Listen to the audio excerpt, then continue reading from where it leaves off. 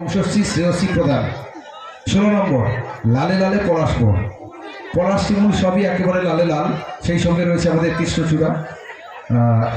একেবারে বসন্তের শেষে গ্রীষ্মের দাবদাহে যদিও একটু ফিকে হয়ে গেছে, তবুও কিন্তু আজকে অজয় সঙ্গে যে শিশু শিক্ষা মন্দির রয়েছে, সেই শিশু শিক্ষা মন্দিরের ছাত্রছাত্রীর যে মঞ্চে যে উপস্থাপনা, সবাই একেবারে উদ্ভাসিত আলোক উদ্ভাসিত রঙ্গমঞ্চে প্রতিভাত হচ্ছে নিজেদেরকে, প্রতিভাত করছে নিজেদেরকে।